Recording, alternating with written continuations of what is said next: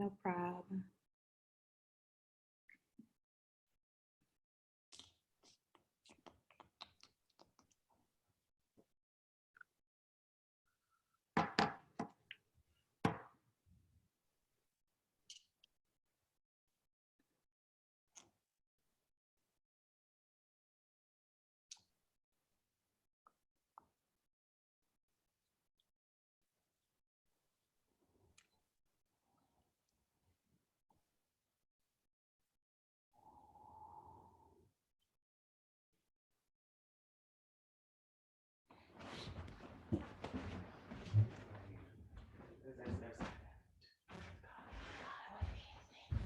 Is everyone else getting the windy shakes of the house wherever you are?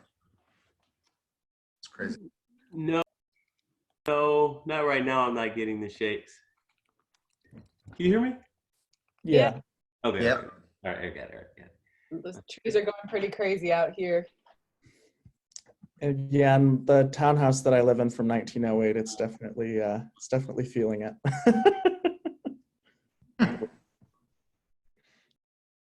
I'm surprised these 100-year-old windows aren't failing yet and like drafts coming in galore, but so far they're holding up. Yeah. Or at least one not close by. I recently switched my windows to Pella, so I don't feel or hear anything right now. Nice.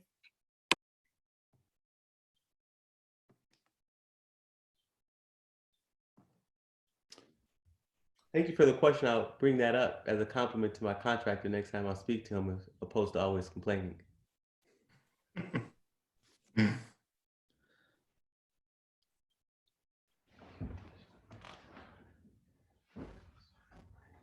All right, we'll go ahead and get started in just a minute or two. Just want to give folks an opportunity to log on.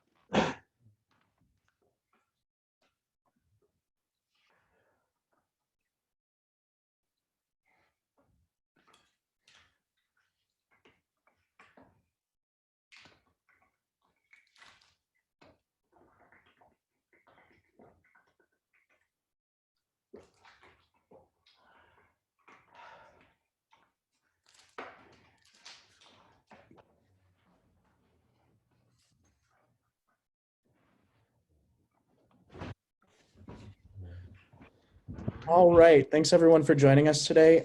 If from our panelists, I could just get a thumbs up if you're ready to get started.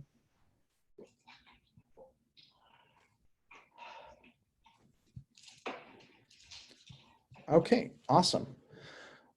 So again, thank you all so much for joining us today. Thanks to our panelists for sharing their time, knowledge, and expertise. All right, thanks everyone for joining us today. If from our panelists, I could just get a thumbs up.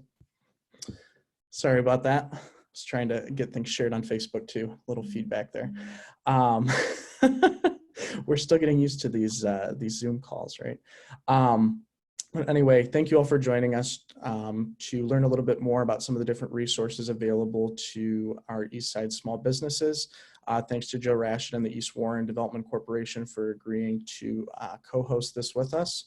I'll briefly introduce myself and then Joe will, and then we'll have our panelists go through give each of them about 15 minutes to talk a little bit more about their organization and some of the resources they're offering small businesses during COVID-19. And then at the end, we'll have a question and answer discussion.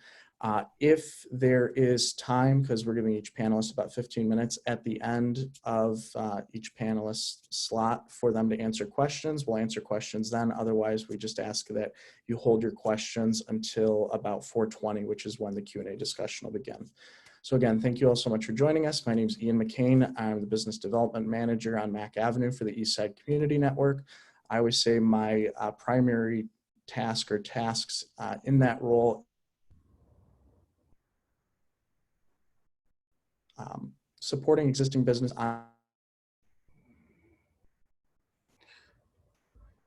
We are also fortunate enough to a host location for ProsperUS Detroit small business classes, and you'll hear a little bit more from Chris Butterfield talk about their programs later on in the webinar. We also support the Mack Avenue Business Association, and are part of all our work kind of falls under the Eastside Community Network, which also provides community support for different programming related to the youth on the East Side, climate equity, as well as different planning processes like the Lower East Side Action Plan and the McDougal Hunt neighborhood planning process as well. So other than that, I'm going to turn it over to Joe with East Warren Development Corporation to introduce himself and the work that he does up on East Warren. Take it away, Joe. Hey everyone, Joe Rashid here. I'm the Executive Director of East Warren Development Corporation. It's a new development corporation that started in the last couple of years along East Warren Avenue. We are located basically between Alter and Mack, so the far east side, in Morningside, East English Village, and Cornerstone Village. Our role here is to really help facilitate development, help stabilize, make sure that every business that we have here can remain whole through this crisis, as well as facilitate, getting new businesses coming and troubleshooting and navigating however we may be able to. We also are facilitate Restoring East Warren, which is community and business, trying to get both the community and businesses together in one room, working together to help bring about a vibrant corridor here, as well as and another hat I wear with 3C, running the community engagement for the East Warren CADU plan. So yeah. Awesome. Thank you so much, Joe.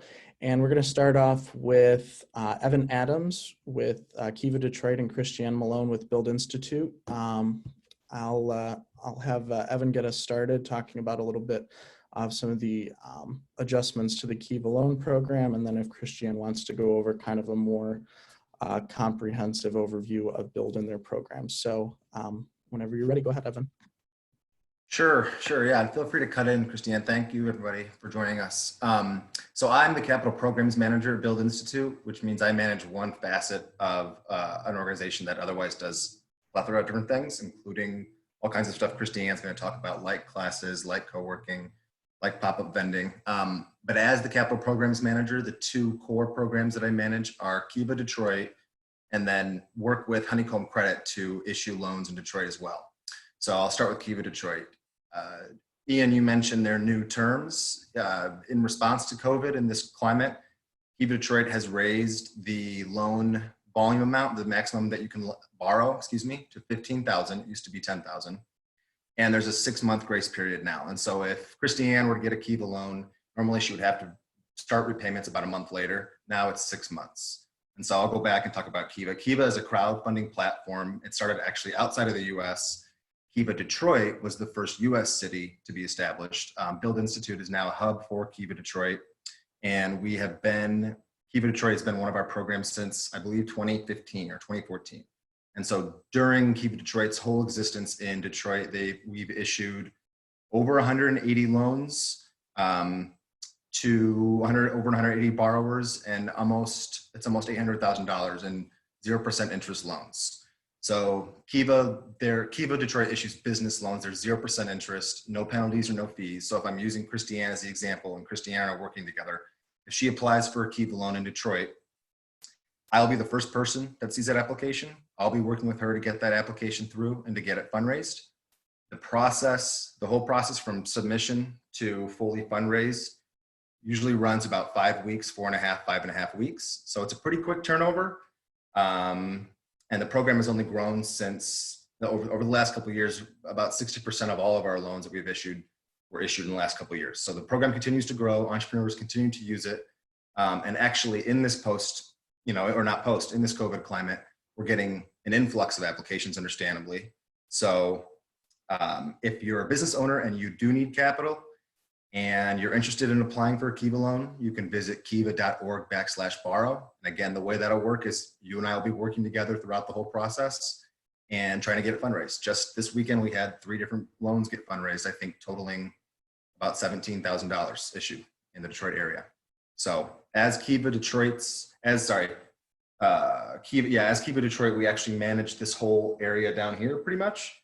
So I issue loans in Flint, I issue loans in Kalamazoo, but the preponderance are issued in Detroit and Metro Detroit. And that's also been the preponderance of where our borrowers come from. I think I hit everything on Kiva Detroit, but I just want to be clear, it's a very accessible program. It's designed for entrepreneurs and business owners who may not have the most stellar finances, who may not have the strongest credit score. Of course, we have to take that into consideration as well, but we really strive in Kiva as a program and as a nonprofit strives to issue loans to communities that are ordinarily marginalized from mainstream lending institutions. That's our goal. That's what we've been striving to do here in Detroit and in the state. And that's what we're going to continue to do during COVID. And so the other program I'll talk about, I'll be a little more terse about it so we can get to some Build Institute programming as well, is Honeycombed Credit. It's a lot like Kiva in that it's a crowdfunding platform. However, the loans go all the way up to $250,000 and above with certain exceptions. Unlike Kiva, they have modest interest rates of between 6 and 14%. So it's the same sort of model where Honeycombed Credit is a platform, a global platform online that, much like GoFundMe, but it's a loan, that people can lend to your loan and contribute to your business loan. And unlike Kiva, once the repayments begin, the returns on those and the interest rates are returned to all the people who've been lending to that loan, either in that community or around the world. And that's something I should mention with Kiva too. Kiva Detroit, just to be clear, because some people think it's a bank and you're going to get a loan from Kiva. That's not the way it works. I want to contrast it with GoFundMe, but that's a nice way to think of it. It is an online platform. Unlike GoFundMe, it issues business loans. But if Christianne, with that same example, if Christianne were to get a $10,000 business loan, Kiva Detroit loan, that $10,000, the money that makes that up is coming from people all over Detroit, all over the country, and all over the world, in fact. I think on average, our Kiva Detroit loans most of the money actually comes from the vast majority actually comes from outside the city. And so Kiva Detroit also brings money into the city, but that's a separate thing. So Honeycombed Credit, loans go up to $250,000, modest interest rates of between 6 and 14%. As of now, in response to COVID, they had a COVID loan product that it's capped at $50,000 loans with a fixed interest rate of 6%, which is pretty good. And I'll let Christianne about Build Institute. Thanks, Evan. So Build Institute, if you have heard about us or have run across us in our programming, such as Kiva, we are an entrepreneurial support organization, and we assist individuals with starting their businesses and bringing those ideas that they may have to reality. So we assist with everything from the ideation standpoint to business planning to support after the business has launched. So we're really here to support along the entire entrepreneurial journey the entrepreneurs have, really focusing on education, resources, and connecting to the larger alumni and small business entrepreneurial community that exists here in Detroit. And so during this COVID time, we are really honing in on those 3 areas to be our points of emphasis. So with Evan, as he just highlighted, Kiva and Honeycombed Credit and our other capital partners that we're helping to connect businesses with to get funding that they need to sustain and grow their businesses during this time. We also are expanding our resources and technical assistance internally. So we are launching office hours this week So you have opportunity to talk with Evan about whatever capital needs you may have. And as well as our other team members around marketing, legal, e-commerce, and the list goes on and on. So you'll be able to sign up for free office hours with us later this week. And that'll give you opportunity to pick our brains, have us assist you in pivoting your business, or if you're looking to, sustain during this time, or even, possibly change up your model. What does that look like? And so you can definitely go to our website at buildinstitute.org later this week, and we'll also be posting that on social media as well. And then continue on in terms of our educational resources, especially in regards to pivoting. We'll be launching a series of free webinars really focused on pivoting. And so, how do you refocus your business during this time? How do you pivot? How do you, change up your model or tweak your model to adapt to the current needs of the customers that you're serving? Or maybe you're looking at serving a whole new crop of customers because that business model doesn't fit. We'll be doing some webinars starting next Tuesday that will focus on that, and they are free. And more information will be also, once again, on our website as well as our social media channels. And then, of course, we'll still be doing our business planning classes. That is our Build Basics class, and we are launching a virtual class that starts in next week, the 23rd. That is a paid course, and so it is pay what you can. It's a very accessible model. So if you're looking at your business plan or need to update your business plan, this is a great way to do it virtually from inside your house. It's our first virtual class that we're ever doing. We've been talking about for a while, but of course, COVID is making all of us adapt, not only for small business owners, but us as nonprofits as well. And so we're really excited to be launching that course too. And so that information is on our website, and be happy to, answer questions after this is done. But, we're here to be a resource, as if everyone on this panel too. And, please, use us, use everyone here with any questions that you may have in regards to your business.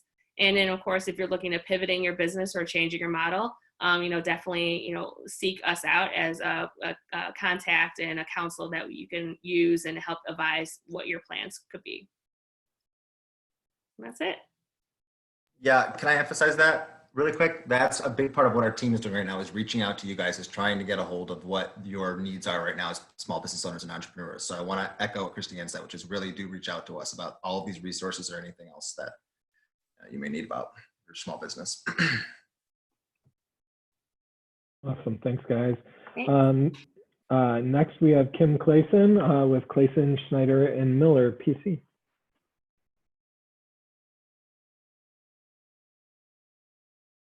Hi, everybody. My name is Kim Clayson. I'm an attorney with Clayson, Schneider, and Miller. Our practice focuses on providing small business legal services, mostly in the Detroit area. We also specialize in bankruptcy services for business debtors and interested parties such as creditors. And I'm a recently appointed Small Business Restructuring Act Subchapter 5 trustee. I'll kind of explain what that is a little bit later, but it's a new part of the bankruptcy law that creates an easier platform for small businesses to restructure. Next slide. And so here's my contact information if you want to reach out for any questions regarding legal services. Next slide. So over the last 4 weeks, some colleagues of mine have been working together on Saturdays to do a live chat on Facebook. I think we are going to be transitioning the platform to YouTube to be able to provide this live chat to a wider audience. But this group is comprised of a CPA, Matt Rolling, who has experience in turnaround consulting and also works with small businesses on growth strategies. James Began with Projects Plus People, which is he's a business and nonprofit consultant and has really tapped into a lot of the resources around Metro Detroit related to COVID-19 relief. And then Ethan Dunn, who has a similar background to me. He's a business and bankruptcy law attorney. And then of course myself. So these are basically live chats trying to address in real time business questions and needs and urgencies. One thing we're looking at doing this Saturday is we're hopefully going to be working with a couple of businesses to do a real life case study on how to manage through this crisis and how to pivot the business, how to address expense categories that can be reduced, and figuring out a business plan for how to slowly emerge from the crisis when the time comes that we can start being open for business again. Next slide.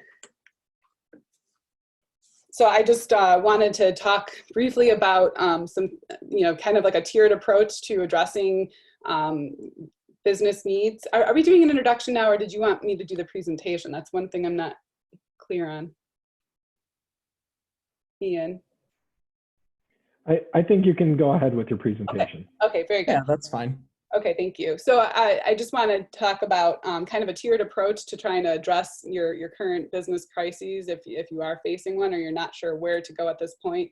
And clearly here you have a distinguished panel who hold a lot of resources that are going to be very valuable to you. Build Institute offers fantastic programs and definitely a resource to be tapping into, along with a number of other resources that I'll make mention of. So definitely start working with figuring out the right resources and distilling down to a handful of services you might need to help with your business right now.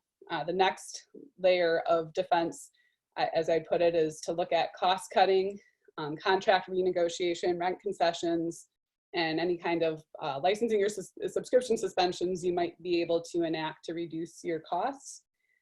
This is a lot of the things we're talking about on the live chat on Saturday. So a lot of the information I'm going to be bringing in this presentation comes from some of the information shared by my colleagues as well. The next thing you're going to want to look at is grant opportunities. There's a lot of business and nonprofit grants that are available.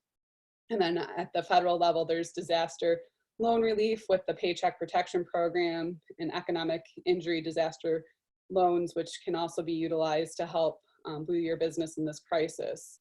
And then I will briefly touch on legal remedies and relief available if these things aren't enough to sustain your business going forward. Next slide.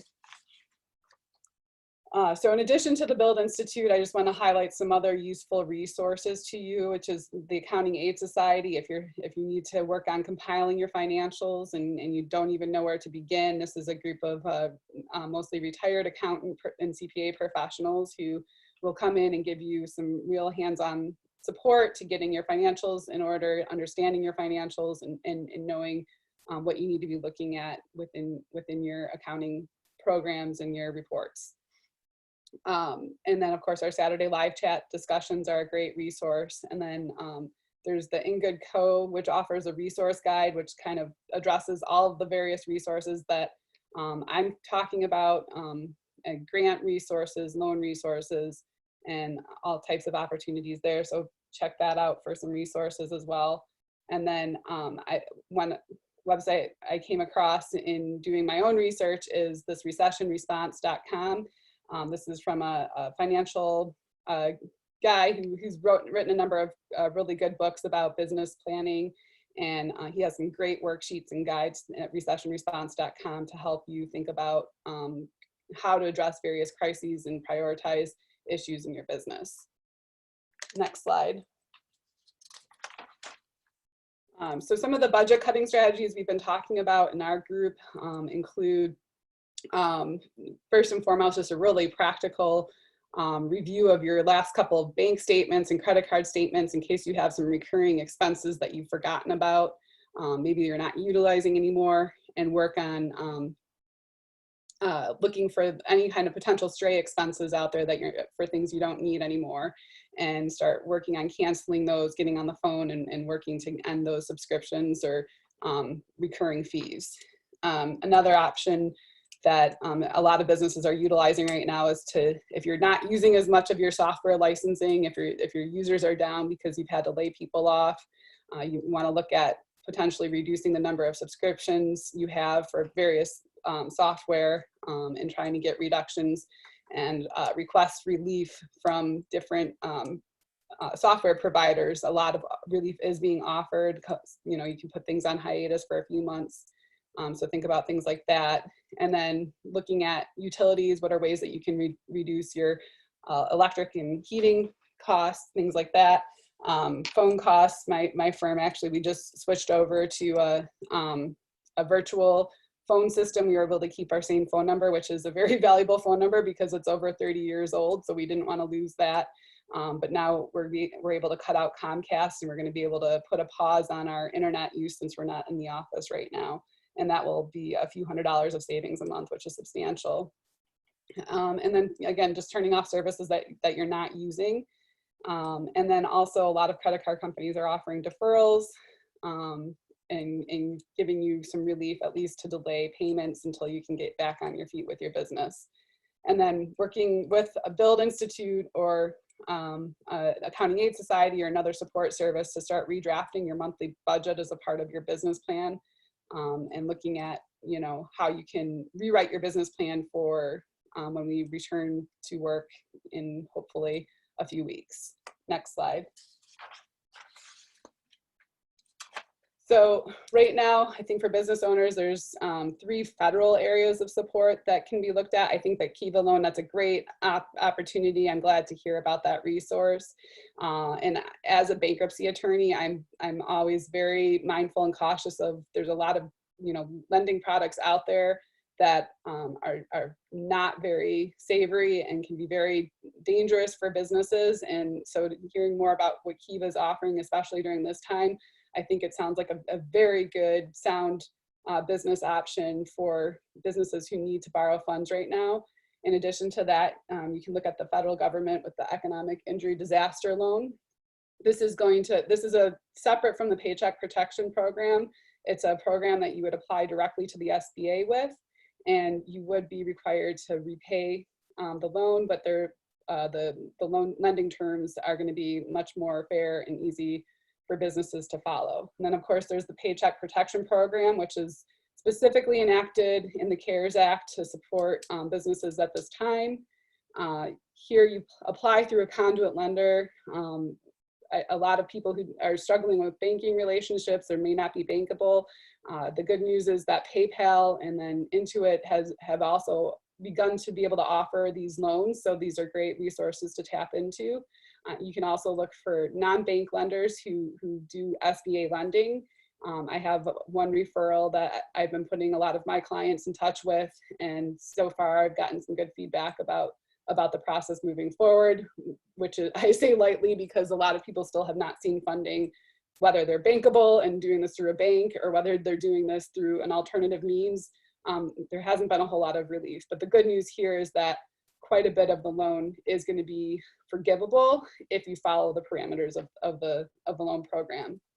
And then of course, if the next layer of support is unemployment insurance. So business owners typically are not eligible for unemployment insurance, but the CARES Act has liberalized this to allow for gig workers and 1099 contractors to be able to begin collecting unemployment insurance at $600 a week. And the timing on this is still not clear. Just this week, the state of Michigan opened up to allow for applications for unemployment for business owners.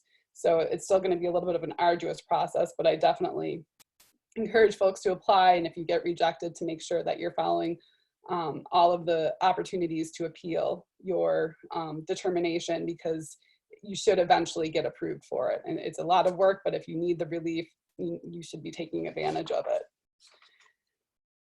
Next slide.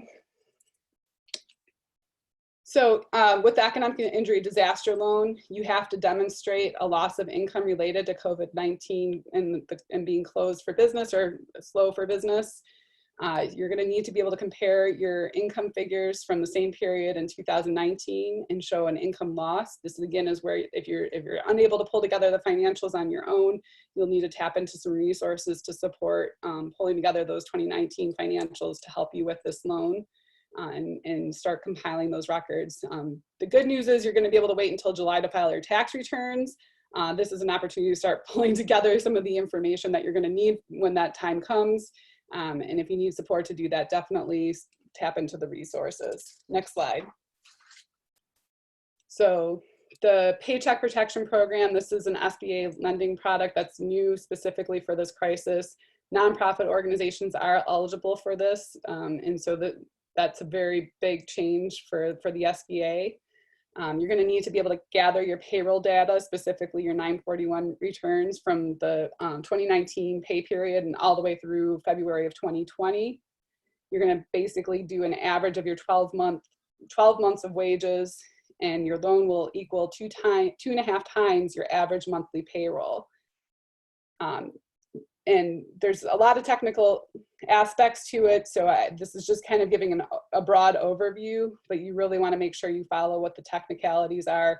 And I'm sure that the lender repayment agreement will actually specify these in more detail, but this basically you're forgivable of at least 75% of the loan if at least 75% of the loan is used for payroll expenses. Those are your health benefits, your retirement benefits, your actual wages paid out. All of those things are going to be included in what are considered payroll expenses.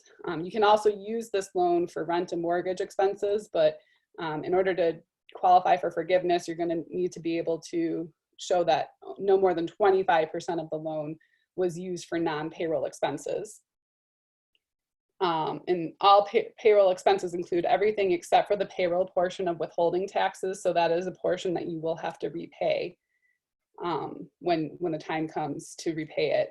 And there's an 8-week look back period for forgiveness. So once the loan is funded, they're going to look at what your payroll expenses for the following eight weeks, and it needs to basically match up to the amount loaned, and then that way you're able to get your loan forgiveness. And businesses and independent contractors are eligible for these loans. And so that's another valuable, useful piece of this. If you're not actually earning a salary, there is a way to become eligible as an independent contractor. And so far, it has been a difficult process. Businesses of all sizes have struggled to get the application completed and submitted, and they have been slow to fund, but I don't think that means we should be giving up on it, but keep trying. And there is more money to be expected to come in into the loan fund once Congress passes additional relief bills. So please at least get your application in, and you're just going to have to remain patient. I think the money will come. It's just going to take a lot longer than any of us anticipated. Next slide.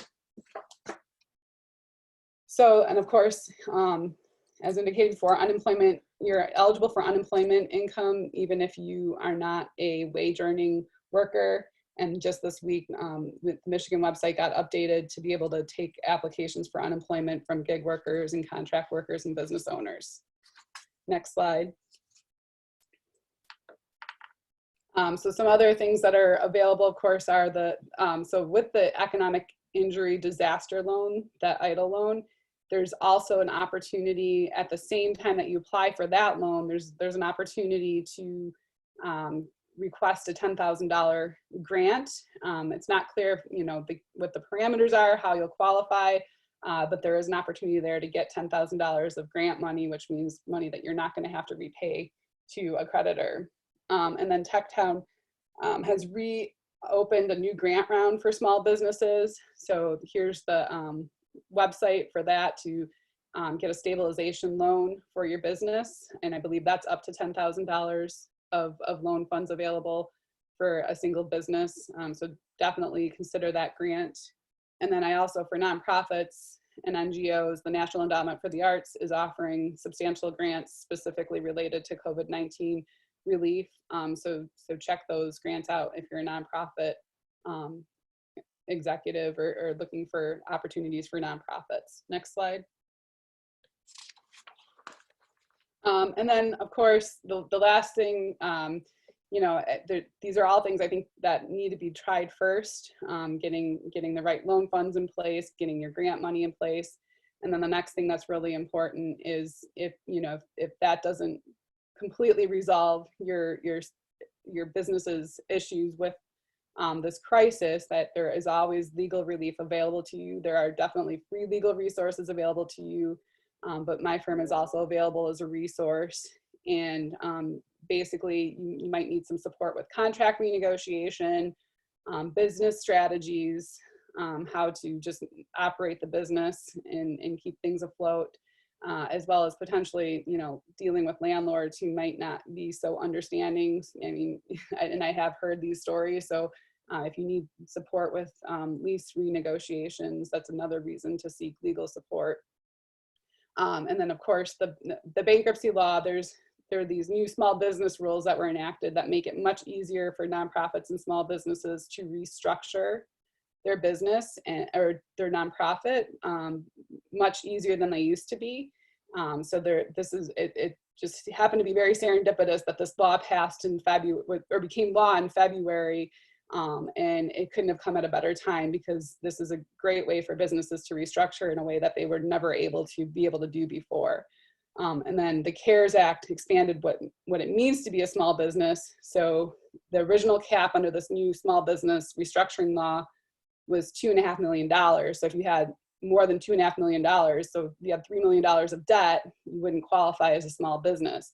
Well, now under the CARES Act, they, at least for the next year, have increased the debt limit. So if you have up to $7.5 million of debt, you can qualify as a small business to restructure your business under these new laws that make it much easier.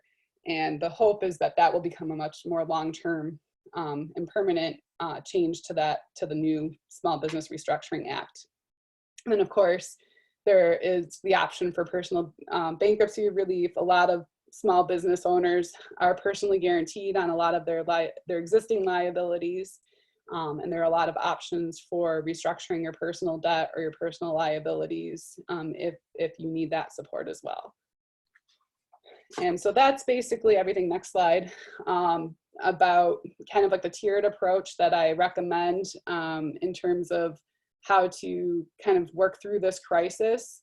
Is making sure you tap into those resources that are available to you, seek the help you need, and then look for the financial resources, prioritizing grants over loans. And then the next thing, of course, is finding loans such as Kiva or the PPP, something with very fair terms that it's going to set you up for success over the long term. And then finally, there's definitely some legal relief available to you if the need arises.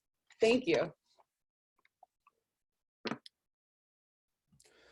Awesome. Thanks so much, Kim.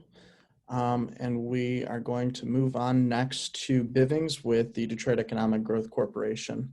Bivings, whenever you're ready, go ahead. Good afternoon, everyone. Thank you, Ian, for the introduction. My name is Martell Bivings, but I go by my last name, Bivings. I'm with the Detroit Economic Growth Corporation, and I get to serve as the District 4 Business Liaison. And essentially, my role is to just advocate and to be the liaison on behalf of businesses. I report directly to City Council, specifically Councilman Andre Spivey of District 4, and the mayor position because I get to interact with both branches of government, the legislative as well as the executive. Many departments, my primary two departments that I interact with the most are DPW and BSEED, that's Building Safety, Environment Engineering Department, and Department of Public Works. Both departments are operating right now, but on emergency basis. So if you have a BSEED issue, you can reach out to Ian or Joe or myself, and I will be able to attempt to navigate it. But if it's not an extreme dire emergency issue, it's probably going to be on hold until the COVID-19 is over. Meaning if your issue or concern is not of a threat to the public health and safety, is not immediate attention from the department, to my knowledge.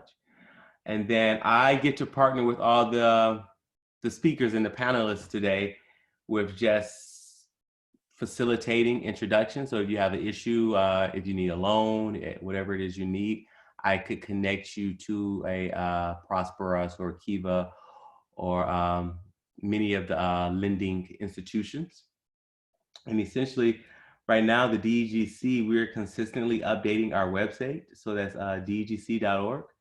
And we're updating our webpage where all the information that's being discussed here and the other additional information is going to be posted. So the most recent update that I have is for a funding source for beauticians and barbers in the city of Detroit. That should be posted now.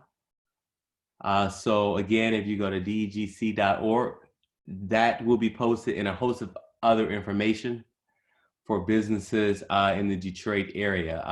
DEGC is also like literally helping people fill out their SBA loan requests right now. So if you have that request, you can reach out to me directly at 313-510-5288. Again, that is 313-510-5288. That gets you directly to my line. Or my email address, which is my first initial M, my last name, Bivings, at degc.org. That's M, B as in boy, I, V as in Victor, I, N as in Nancy, GS, period, degc.org. And that's essentially what I do. I'm just really the connector for the businesses. And right now, since many of the city departments are closed or only dealing with emergencies, my primary focus is connecting businesses to grants, showing them ways in which they can restructure, connecting them to entities that can do that, and just facilitating the introduction. So thank you, Ian, or if anyone have any direct questions for me, I can definitely answer them at this time. Thank you, Ian, for that. I really appreciate that. Thank you. Yeah, thanks for joining us, Bivings. I guess this is a good time to pause real quick and see if anyone, either the folks that are joining us on Zoom or the folks that are joining us on Facebook Live, if anyone has any questions. I'll just wait for 30 seconds if you want to type those in for either Evan and Christianne at Build, or Kim with Clayson, Schneider, and Miller, or with Bivings at the DEGC. We'll just wait 30 seconds to a minute if you want to type those in. If not, we'll go ahead and move forward in just a moment.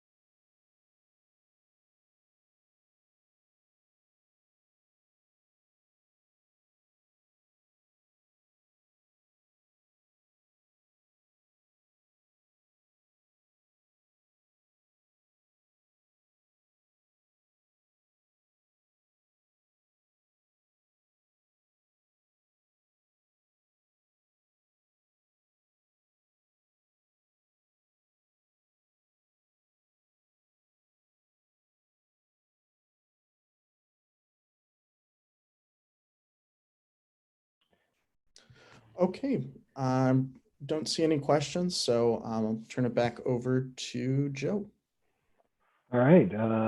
Well, I have the pleasure of introducing Chris Butterfield from ProsperUS, my neighbor and sometimes softball compatriot, and overall excellent business resource here with us. Hey, thanks, Joe. So I'll dive into what we do at ProsperUS. There is some overlap with these other organizations, our friends. Similar to Build, we offer an entrepreneur training program that is 11 in-class sessions. Those training sites are all over the city, from Eastside Community Network, as Ian mentioned, to the west side, of Southwest, Central. We have 7 training sites in total. Our training is designed for business plan development, similar to Build. It's for startup businesses all the way to existing businesses. We really meet you where you are. Our class is only $75 or $150, and that's determined on your household income. In addition to those in-class sessions, each participant is granted 10 one-on-one hours with their trainer. Obviously, right now, COVID-19 has upended everything, and so we're embarking on our new cohort digitally. The next open applications will go from, so the fall we'll accept applications now until August for fall classes. Hopefully we'll be meeting in person then. So that's our training program. What I do is I'm a small business advisor at ProsperUS, so I manage our business services program. We offer support in areas like legal aid, bookkeeping assistance, graphic design, web design, architectural services, kitchen consulting, social media management, photography, videography. It goes on. We subsidize the cost of those services.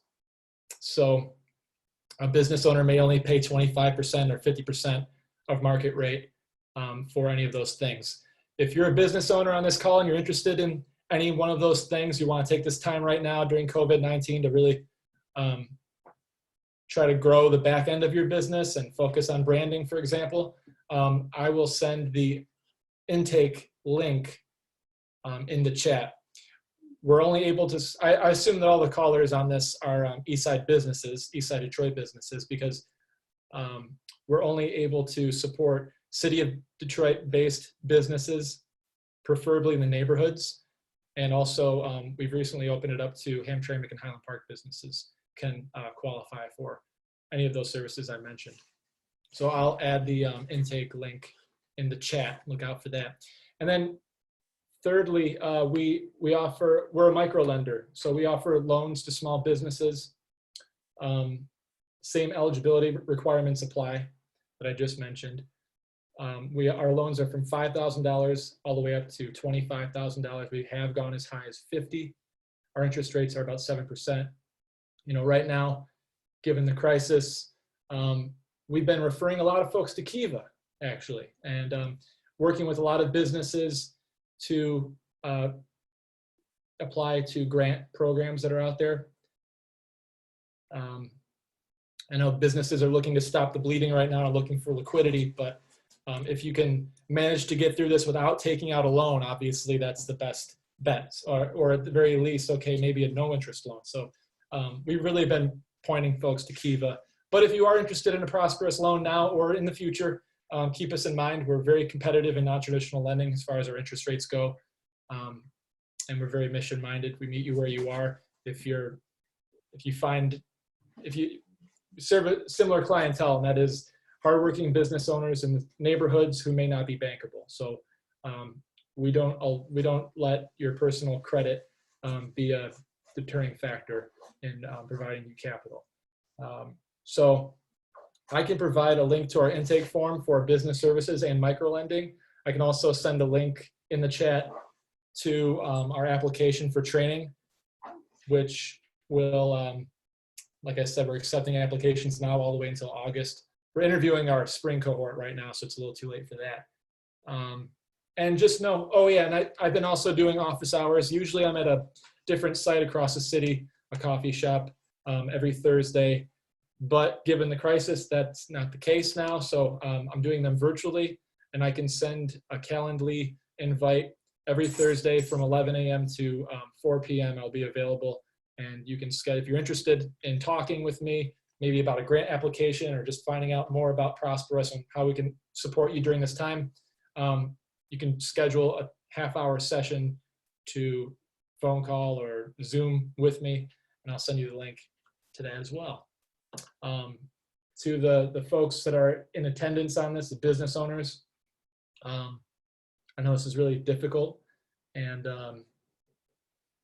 my thoughts are with you, and just know that there's a whole network and a whole lot of resources out here for you, and we're going to try to brave this storm together. It's a unique challenge, and hopefully we can get through it together. So yeah. Thanks, Ian. Thanks, Joe. Thanks so much, Chris. Did anyone have any questions for Chris or any of the other panelists that spoke before him before we move on to Kamal with Wayne County? I'll just wait another 15, 30 seconds or so.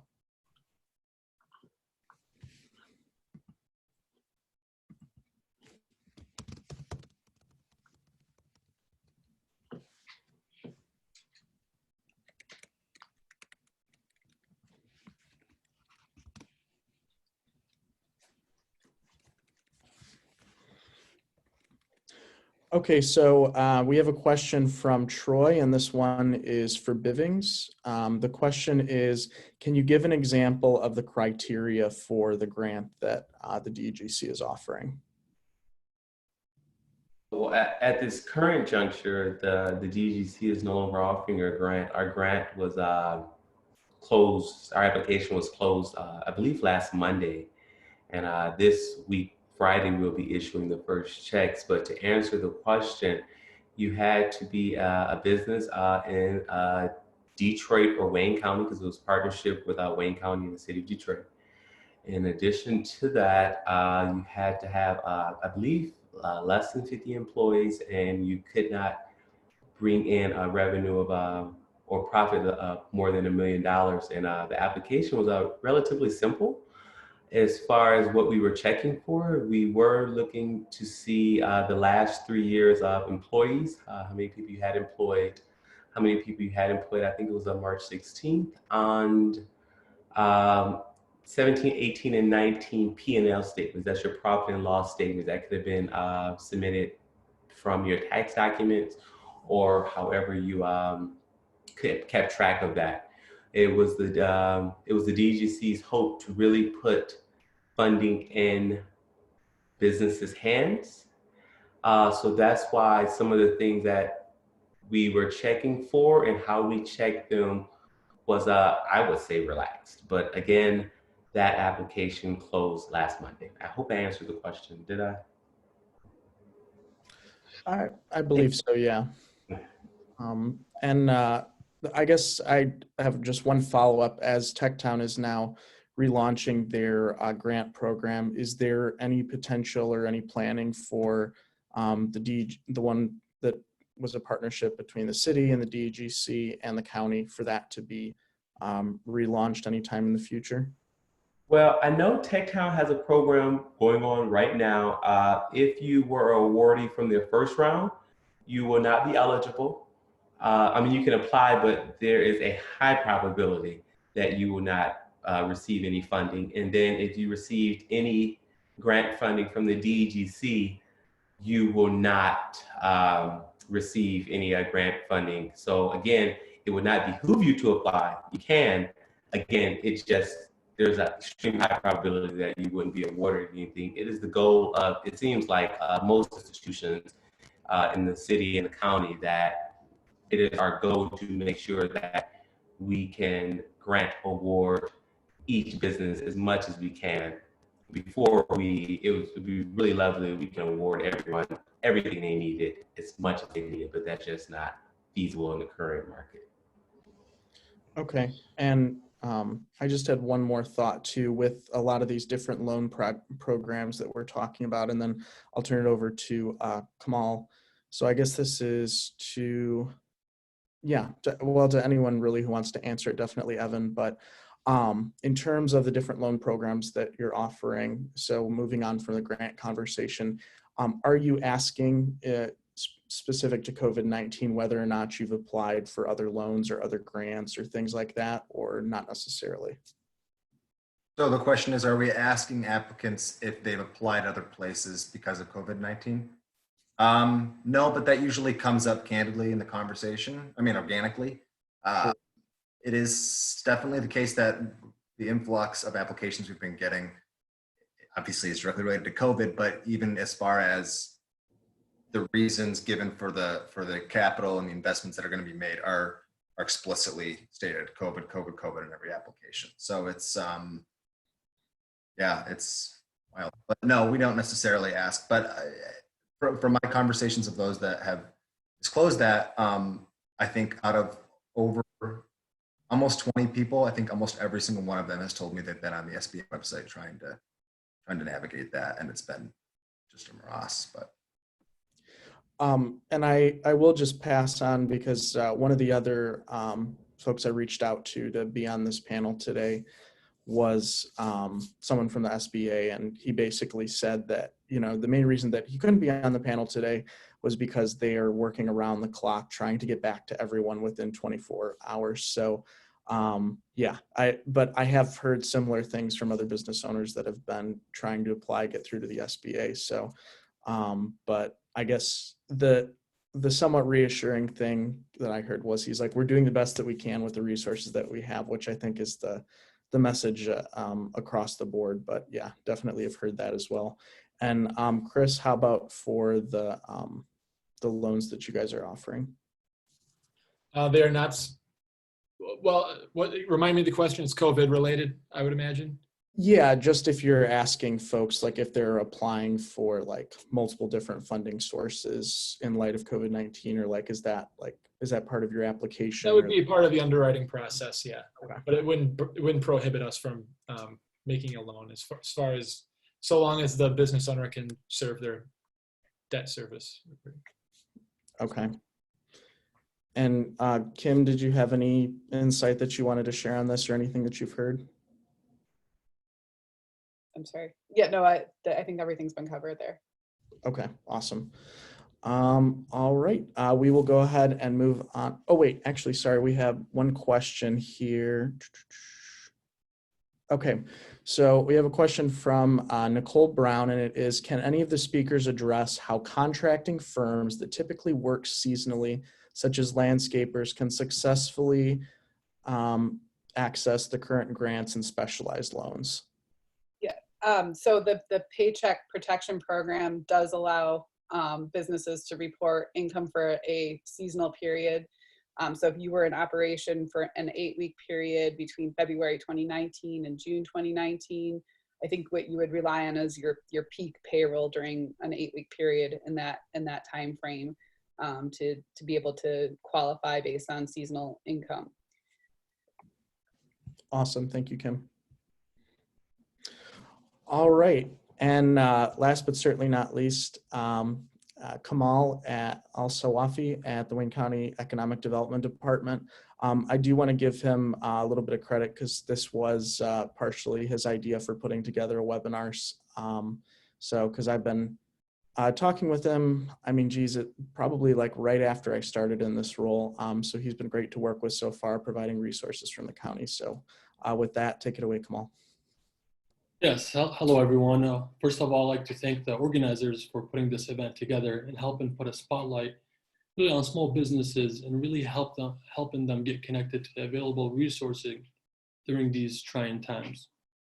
So like you said, my name is Kamal Alsawafy. I'm the Business Development Manager for Wayne County. Wayne County is the largest county in the state of Michigan and the 19th largest in the country with over 1.75 million people. We have a lot of businesses and a lot of business activity. And part of my role as a business development manager is to make sure that business activity and the business ecosystem continues to grow. Now, obviously, the COVID-19 pandemic and the executive orders have shut down a lot of businesses. People are not participating in the economy like they were before, and there's not a lot of spending going on. Now, for a small business, the expenses are the same as before the coronavirus. Your rent's still there, payroll's still there, inventory is stocked up probably, but your revenue is down dramatically. Now, we know when a crisis occurs, it usually hits the most vulnerable amongst us. And the business community is no exception. Right now, small businesses need a lot of help.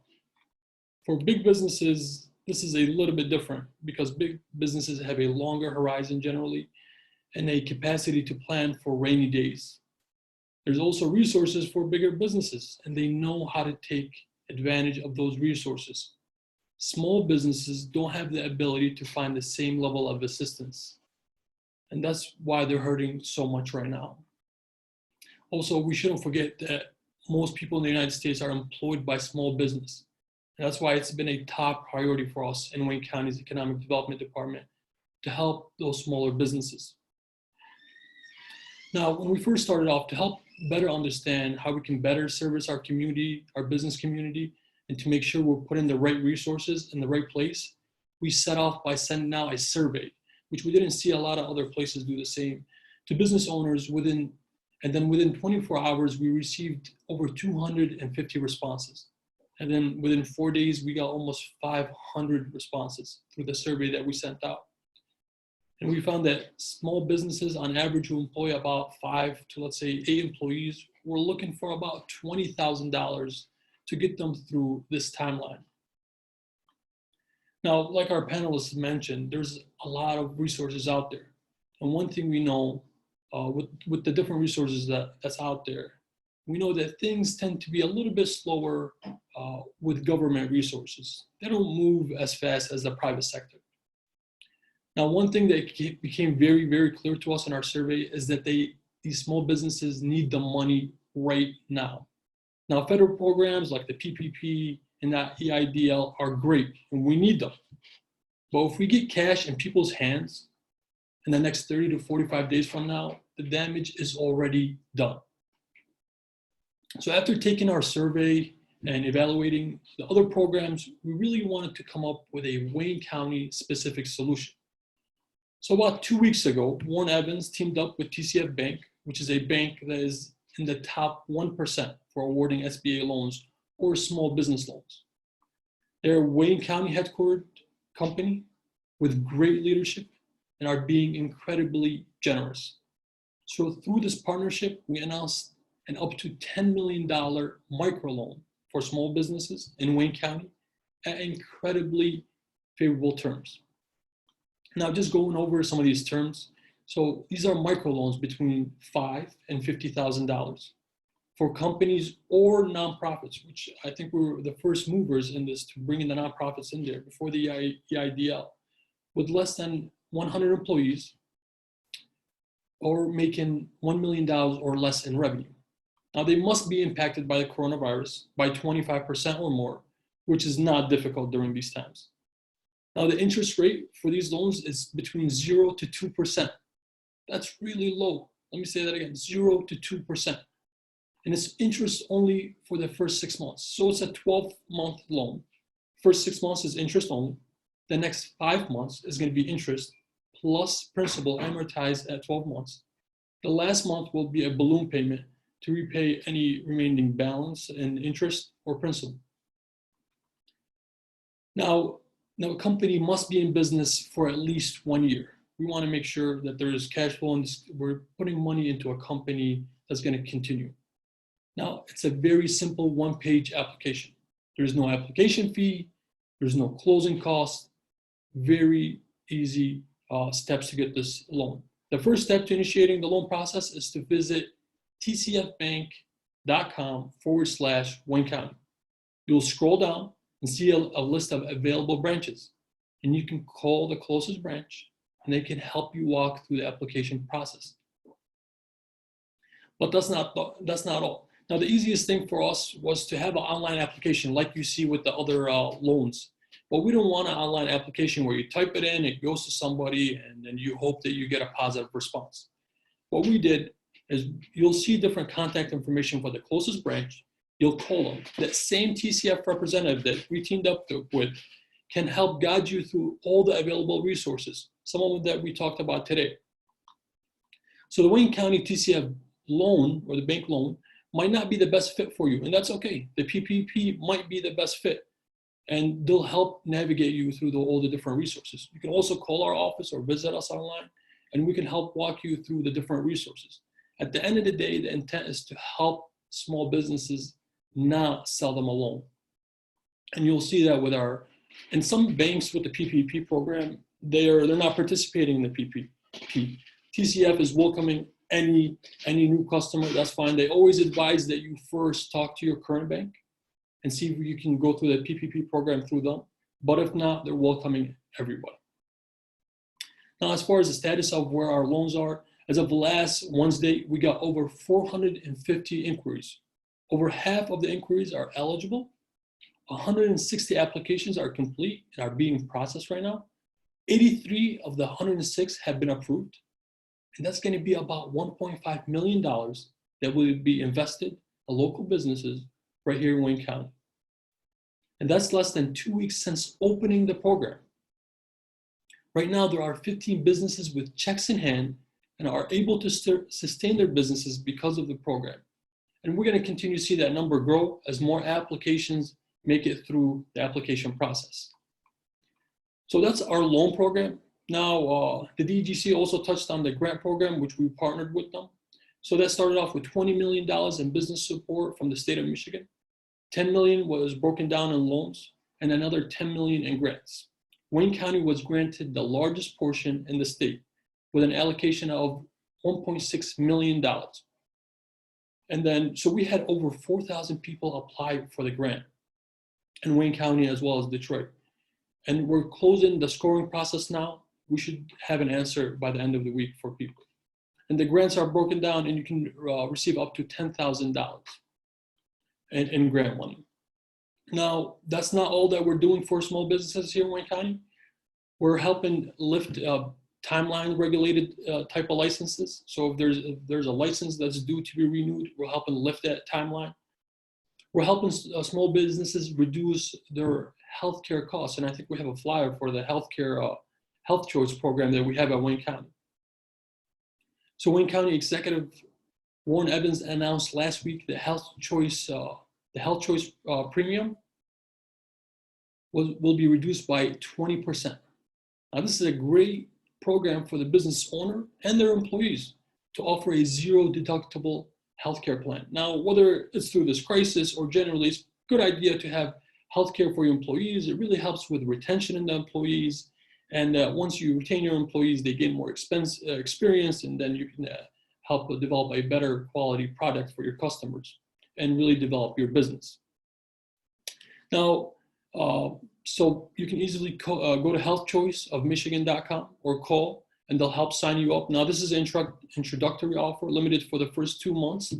So sign up is 20% off compared to other type of healthcare providers or health choice or type of health premiums. You'll see that the prices vary so much based off age. But with this is a flat rate, $191 for the one person. And they can add their family members, and it's no deductible. You got to go to the doctor. You go in. You're not surprised by a bill once you get home. Now that's one thing. And also what we have is an event, and I think I have a flyer for that that's coming up tomorrow. Now there's a lot of resources that are available out there, a lot of questions, and we really wanted to clear the fog for everybody. So we brought a star-studded lineup. You can see that we have Rashid Talib on there, Executive Warren Evans, Representative Debbie Dingle, Abdullah Hamoud, State Representative, and Executive Chairman of TCF himself, Gary Turgot. It's going to be moderated by Khalil Rahal. We'll also have supporting panelists from the SBA and SBDC. So if you have questions, you can bring them. We're going to have live answering questions. So if you have a question that's not picked up by the moderator, we'll have our team that's going to be answering questions live. So I encourage everybody to tune in. That's going to be tomorrow, April 14th from 1 to 2 p.m. You can log into our Wayne County Facebook page, and then we have the link in the flyer, and then you can just watch it live. It's going to be a great event. I encourage everybody to tune in. That's all I have for now. If there's any questions, I'd love to help answer. So we'll now take any questions from attendees regarding the different programs that Kamal covered through Wayne County's Economic Development Department.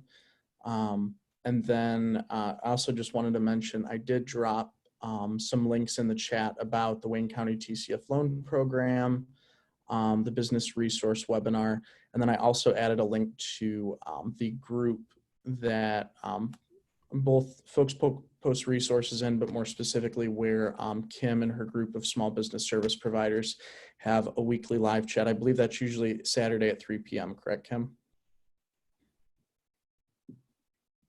Yeah, we're doing Saturday at 3 o'clock. And so the next one will be this case study on a couple of small businesses that need immediate assistance. Okay, awesome. Thanks so much.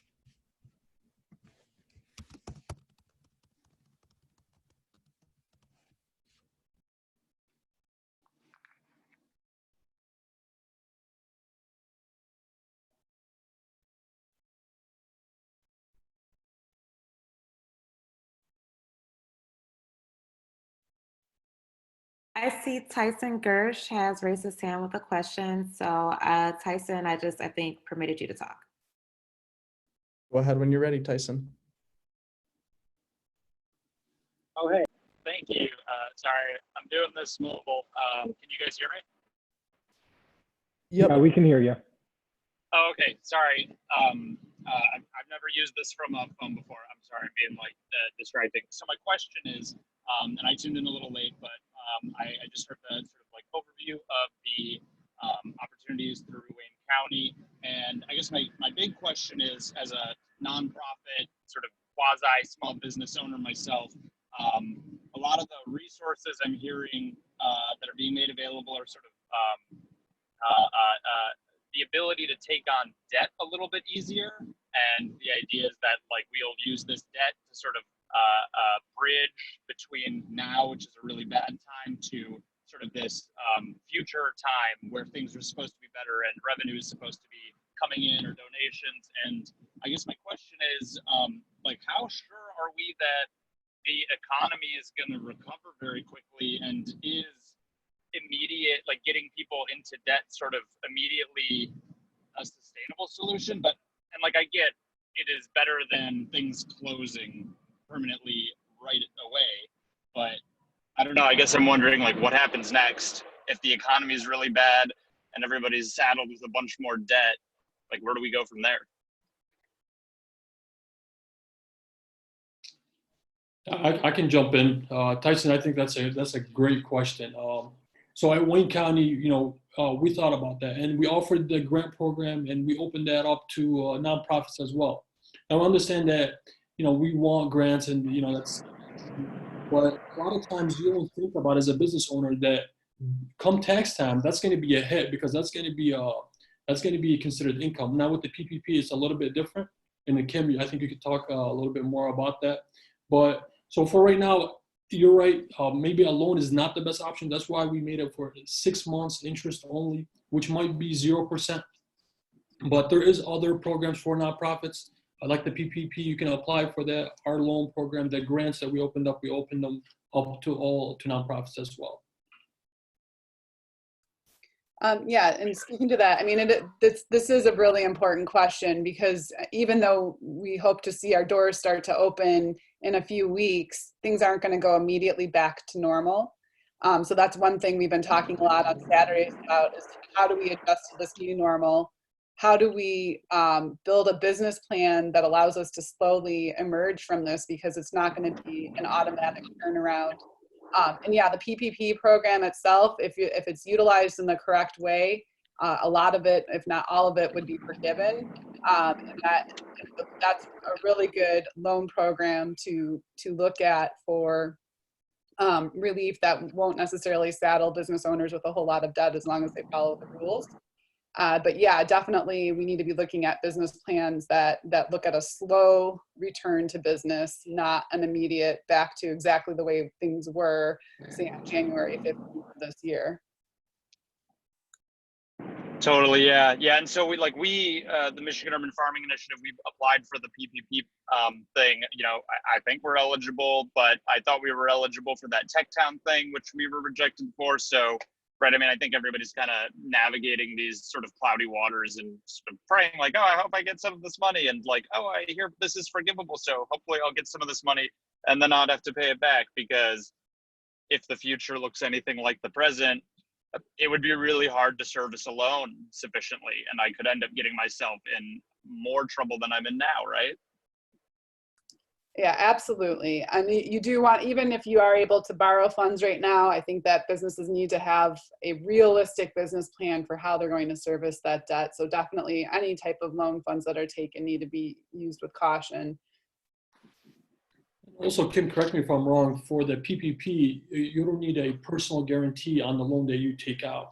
So there's no personal guarantee on the PPP loan. So it would potentially impact the finances of a business, but not the business owner. Yeah. Sorry, I didn't mean to distract from any other questions. I was just curious. Just what sort of the experts in the space's thoughts on that might have been. Thank you. Well, that was a great question, Tyson. And the truth is, there's not enough money in the world to solve all the problems right now. But this one step at a time is what we're taking. Totally. Thanks for your question, Tyson. All right. We had another question too from one of the one of the participants. So if all of you could, when you get a chance, go ahead and drop your contact information into the chat box. And then another thing that we're going to be doing at the end of this is not only, sharing with you the recording for the Facebook Live conversation, if you want to share that with anyone else so they can watch it, but also the contact information and the resources from our different panelists and organizations. So you have access to it after we wrap up.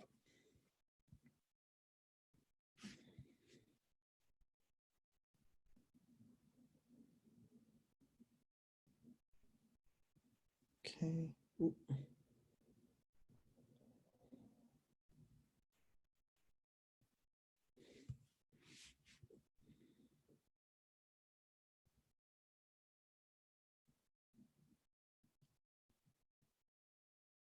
Okay. I think we just about got everyone. So oh, go ahead, Joe. I was just going to say I see there are also a lot of service providers on this call. And so what are things that service providers can be doing to help our businesses navigate this, as well as make sure that they're not spreading misinformation, because there's so much information going around at this time?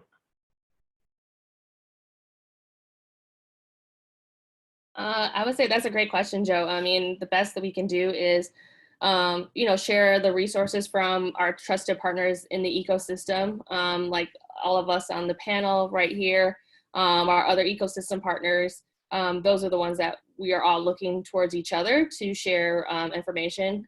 We're all trying to do our due diligence of putting out correct resources that are available, and then relying on each other who are subject matter experts in certain things, like Kim with legal and, bankruptcy and, how to organize your business as needed. So I think that's the key, is that we all are relying on each other, just as small business owners are relying on each other and us too, to get through this time. It is confusion. We know it's confusing to us. And so we're doing our best to weed through, all the information that's flooding the ecosystem out there. And, but I think it's just, it's going to take time. I think right now it's settling out a little bit more. I think the first 2 weeks, it was pretty chaotic. I think now that all the loan programs are, going right now, also some of the grant programs are either deadlines have been hit already. And so there really isn't much in terms of capital that's really preoccupying the market. It's a great time for businesses now to look toward us as service providers to help assist with that business planning, the pivoting, whether it's us, ProsperUS, TechTown. This is really where we come in and help step up to really assist in that business planning side, to help to start to navigate to what Tyson mentioned before, is how, what do you do after, this period ends? And I think that's really top of mind for all of us as service providers, is not only helping businesses navigate right now, but also prepare them for the future that may lay ahead.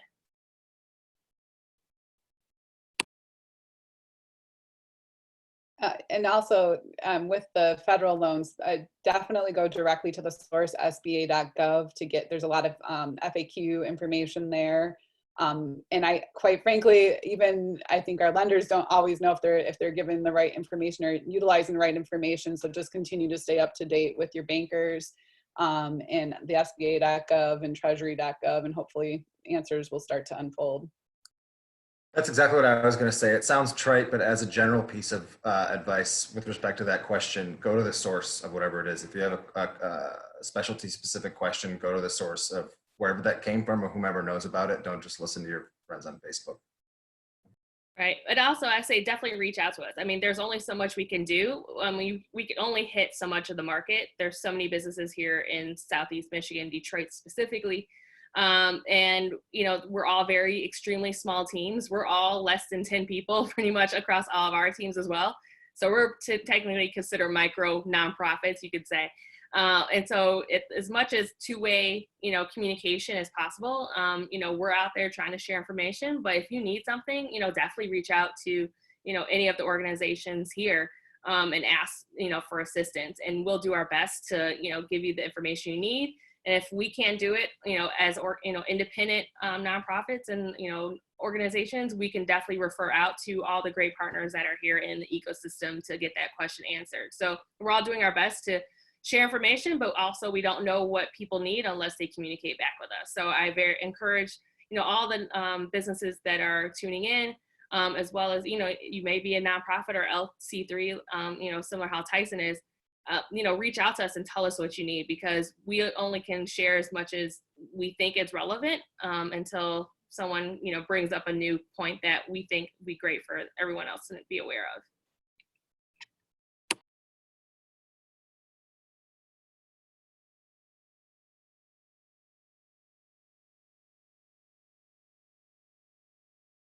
Okay. Did any of our other attendees have questions that they wanted to ask? And also we'll check in with our folks on Facebook too and see if we have any questions there. So I'll just give another 30 seconds to a minute, give folks a chance if they want.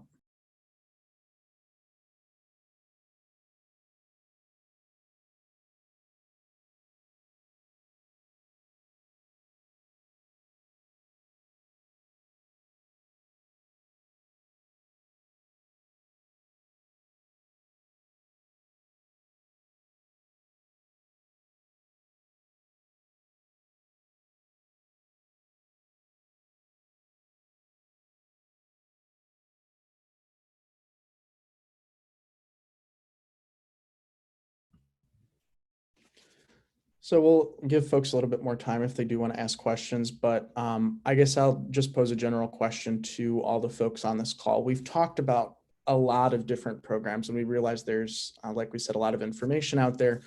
Are there any additional programs that you all can think of outside of what we've talked about so far that would be valuable for small business owners or their employees to know about and explore? Anything, just anything top of mind. But yeah, one comes to mind. Many of these grants require recent financial statements, and many of the business owners that I come in contact with don't have those systems in place. They're too busy making pies or whatever it is. So Free Accounting Fridays at the University of Michigan Detroit Center is a resource I constantly refer folks to. Their accounting students can work with business owners at no cost. Right now they're doing that virtually, obviously. And as the name suggests, this happens on Fridays, but they just increased capacity. So they're also doing Wednesday consultations. And you can schedule a time with them to, they can train you, and they can also help set up your bookkeeping system, whatever that is. If it's QuickBooks, FreshBooks, Wave, if you're using a Excel spreadsheet, if you don't have anything, they have spreadsheets that they've put together that have formulas in place that are really easy to use. So that's going to be required anyway at tax time, but especially for these grants. So if you're looking for assistance in getting your financials together, I highly recommend following up with University of Michigan Detroit Center, Free Accounting Fridays and Wednesdays now. I'll include the link in the chat. awesome. Thanks so much, Chris. Anyone else have any other, again, resources we haven't covered yet that we think would be good for our small business owners or employees to know about? Yeah, one more thing I can add on this, Kamal from Wayne County. So, I mean, whether it's through this COVID or just during your regular business time, you can always apply for different loans to help expand your business, like the SBA 504, the SBA 7A program to help buy inventory.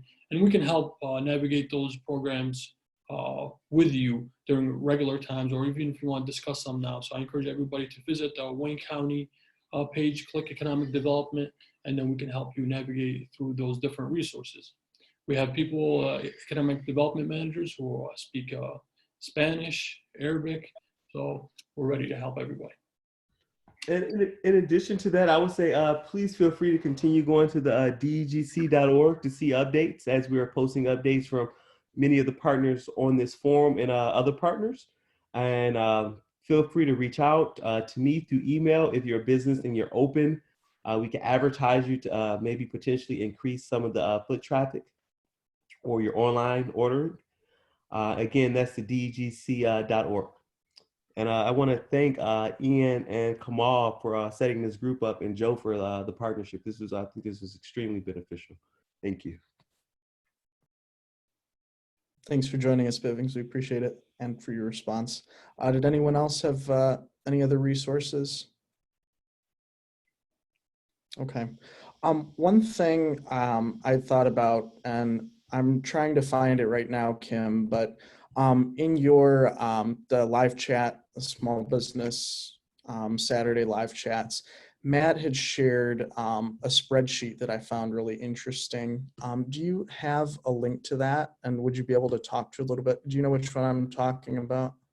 I think I do. I'll have to dig it up to get it over. I can. Do you want me to post it on ECN or? Oh, here it is. Oh, you have it. Nice. The simple 13-week cash flow forecast, Yes, right? that's it. Right. Okay. Yeah.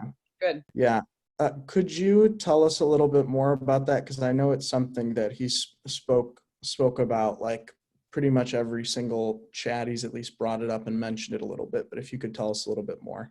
Yeah, Matt could definitely speak more eloquently towards it, but basically, this 13-week cash flow is a way to get a financial picture of your business for about a 3-month period, to really look at what your anticipated upcoming expenses are, and then also trying to track your anticipated revenue and receivables against it. So you can see where there might be any potential cash crunches, and basically it's just a short-term planning tool that businesses can actively use and should advisably actively use, just to keep on top of what the financial picture is looking like, and at what point would you be running out of cash if your revenue does completely dry up or slows down substantially. Awesome, thank you. I'm trying to get a link for that.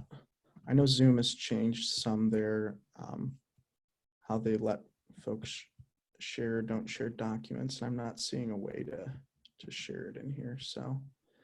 But we'll include that in the resources that I send out at the end of this. Okay, well, we've still got a little bit of time. Any parting thoughts as we wrap up? And I'll make one more call out to our attendees. Any other last minute questions for our panelists?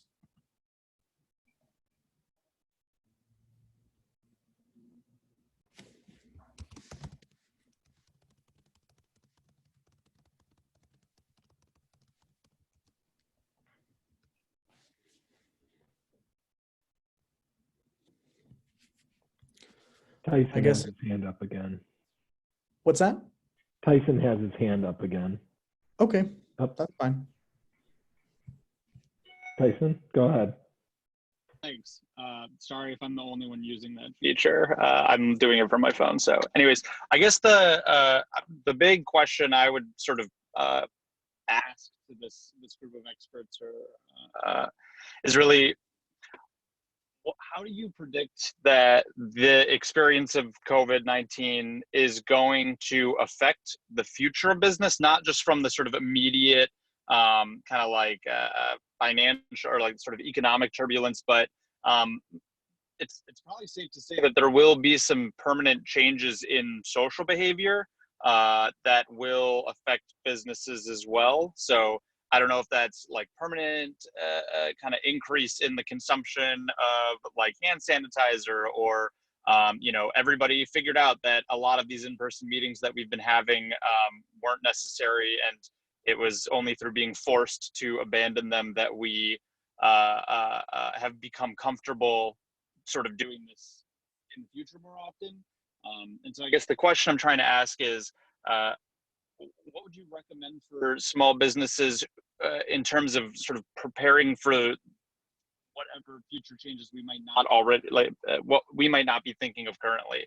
And again, I apologize for my sort of rambled wording. I am multitasking. I apologize. Yeah, no, that's a good question. And thank you for the question. As to the broader macroeconomic impact, I think it's almost entirely contingent on how long we're left to not be able to support these businesses in a day-to-day way. But with respect to your question about what advice I give to my businesses and what advice I have been giving to my businesses and borrowers, it's primarily what Christianne was saying earlier about reacclimating, pivoting, trying to find and think of creative ways to be able to operate your business, especially if you're a brick and mortar, if you really are dependent on face-to-face customer interactions and sales, finding new ways to operate your business and generate revenue. And a lot of that is just going to be online. And a lot of our outreach to our online, meaning a lot of that is going to be being more active online and making more online sales. A lot of the business owners that I've been reaching out to, I would say, of all the business owners I've been reaching out to, I would say that's been the number one request on sort of technical assistance or what Build Institute can do to help. When I pitch that question broadly, I would say the number one answer I get is, how do I retool and pivot if my business can't, continue to operate in the post-COVID era like it was in the pre-COVID era?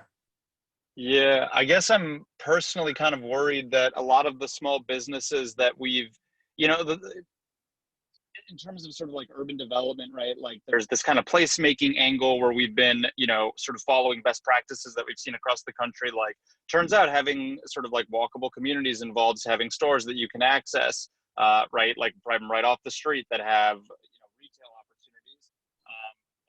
I think that sort of maybe an outcome of COVID might be that people were exposed to a degree of efficiency that had sort of historically been continuing to, or sort of be like a lifeline for a lot of these brick and mortar businesses. But now that everybody was sort of like shoved a little bit forward, they may not have, right? Like they may have seen the light, and it may be for small businesses who have not been making like tons of money as it is. Like it might be just enough to make a lot of businesses unsustainable moving forward. I guess in my mind, that's what I'm thinking about. Like here's a good tangible example. One of the reasons, like I spend a ton of money on coffee because I am really into like the kinds of coffee drinks that are complicated to make at home. And prior to 2 days ago, I thought were impossible. And then I saw this video on TikTok, and now in like 4 minutes am making this like blended whipped coffee thing. I mean, like I could be running a Starbucks in my mind right now. But so like the point is I've now liberated myself from the sort of like financial relationship that I had to small businesses, right? Like that was the thing I did every morning is I went out and I spent money at a business that was a physical location. And I've now figured out how to not do that. And it's actually like way more cost effective for me, both in terms of the actual money spent and the time spent. And I assume that other people are having sort of similar relationships to adopting more efficient practices, which could be really bad. I guess, I don't know. I'm not trying to be like, the world is over. Since we had the time, I figured I would try and just like.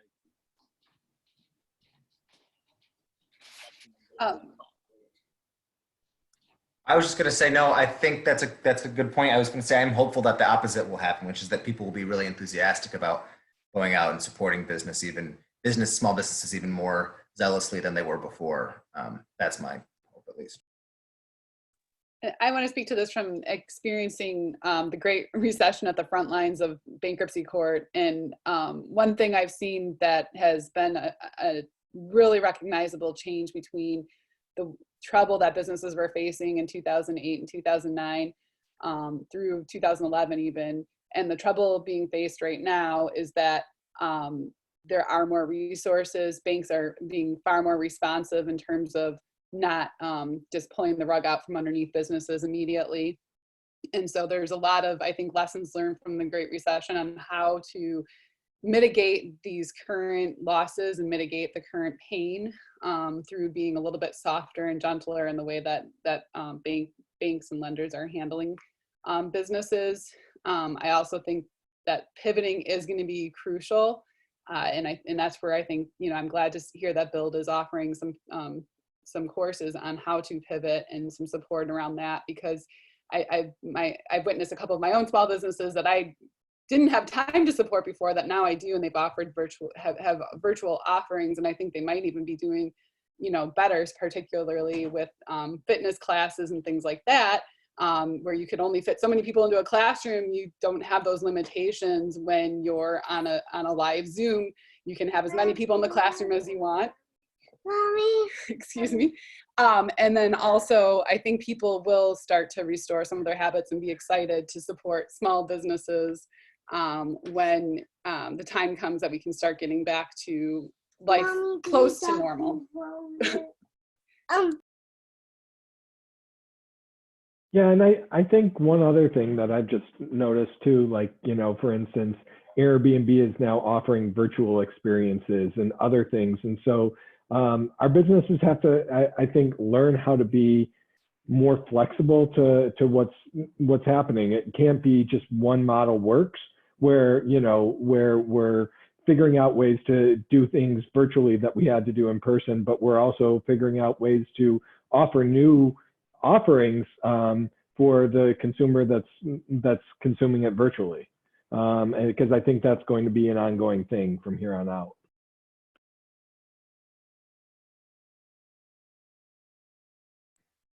Joe, you were saying you think increased online sales and online operation across the board will be a more common moving forward? Yeah, or like businesses that didn't offer carryout are now going to offer carryout, and you're just going to have to figure out ways to become a little bit more malleable to the changing times. I mean, we don't know how long it's going to take for a vaccine to come about, and and other things. And so I think with that, as new businesses are creating, we just had an RFP over on East Warren, and all the respondents were responding. And so thinking about, okay, which, you have to think differently about what's going to happen than you did, just 2 months ago, about what type of business model can work and how it can actually adapt.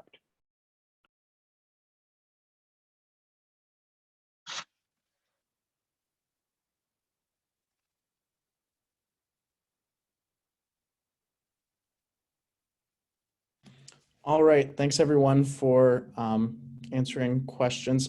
Tyson, did that? Oh, okay, he's good. Did that answer your question? Yeah, I think so. Okay. I'm sorry, I'm literally in Ann Arbor picking up donated PPE supplies. So there was like a second there where I had to actually do the pickup. We're donating them to hospitals. But yeah, I think Joe kind of hit the nail on the head with sort of what I see is like the only realistic outcome, right? Is like businesses are going to have to pivot. I wonder for the urban planning and development sort of space, what it's all going to mean for kind of placemaking. I'd be really interested to hear some kind of like urban planning / futurist folks talking about what sort of at the neighborhood level we should be thinking about in terms of sustainable business development, because I do think that this is going to, I don't know, just sort of accelerate a direction that we were already heading in, and we may be sort of using what are kind of dated practices at this point. Like we're always talking about ground level retail, and the reality is like it's like not actually that viable for a lot of things, but we kind of keep pushing it, and we keep saddling small business owners with debt, saying like, yes, this is good for the neighborhood, like a critical mass, but I just see it fail a lot. Yeah, so in terms of like planning processes, I know I can speak to it a little bit because we have one actively going on Mack, and then I don't know if Joe wants to talk a little bit about the planning process that they're involved in on East Warren, and then if anyone else has anything that they'd like to add. But so back in 2017, ECN convened a group of stakeholders to put together what became known as the Mack Avenue Improvement Plan. Phase 1 was on Mack between Connor and Cadieux, basically. And we're now actively working on phase 2, which expands the footprint from Cadieux all the way to Ross. So it's a really exciting plan for multiple different reasons, but one of the main ones is the partnership that we've been able to build between elected officials and folks working on the ground in Detroit, and then also folks in the cities of Grosse Pointe Park, Grosse Pointe and Grosse Pointe Farms. So kind of a unique relationship that we're building there. We're really excited about it. And we have a strategy committee that still meets monthly to kind of talk through that planning process.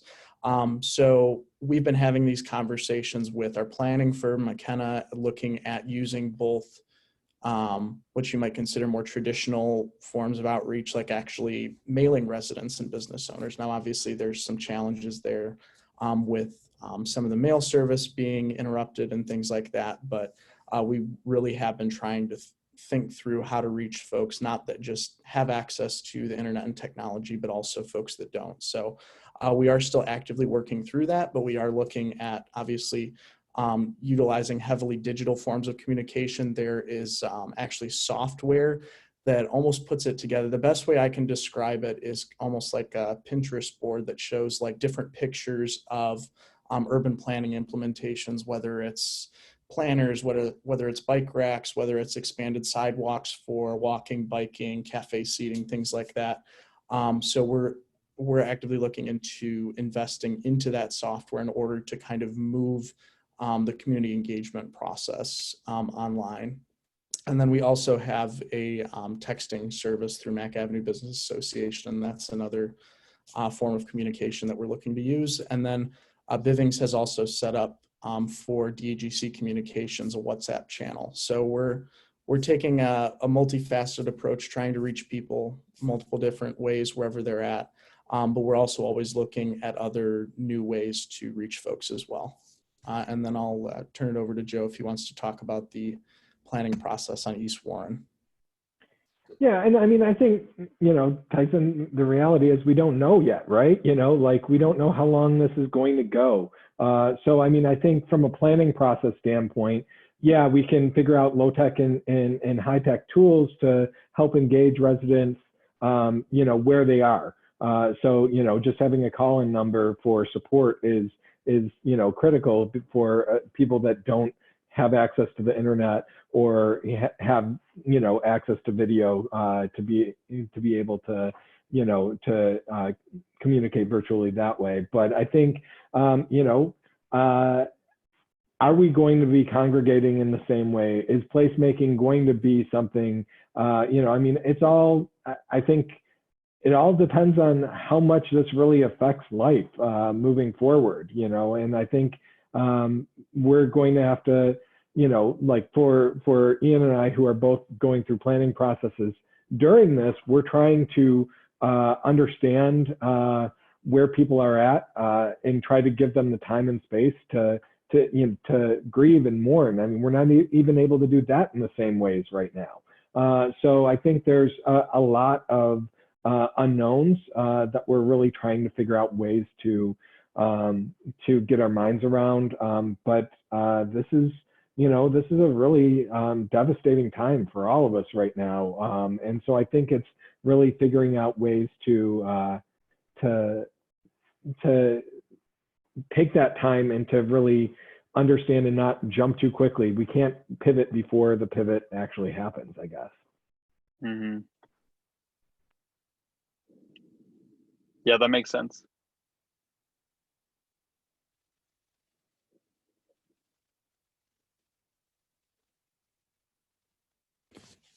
Did anyone else want to speak to like community engagement? I know it's kind of that's more in Joe and I's wheelhouse, but anyone else?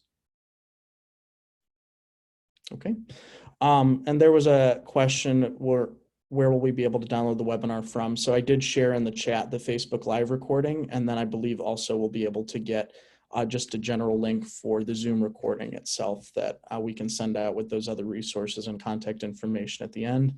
And then I also just wanted to add, so that question was from Nicole Brown, and she also mentioned to Tyson that you want to look at the Center for Community Progress as they're discussing this.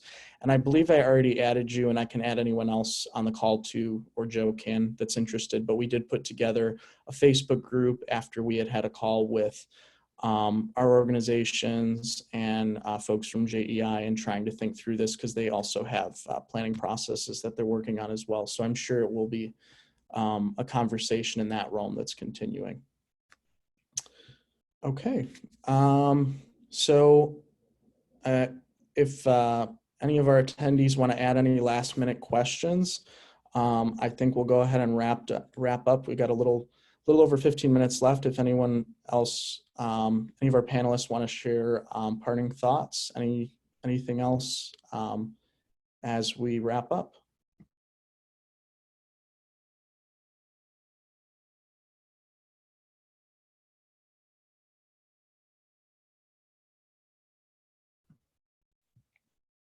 Thanks for joining us, Layla.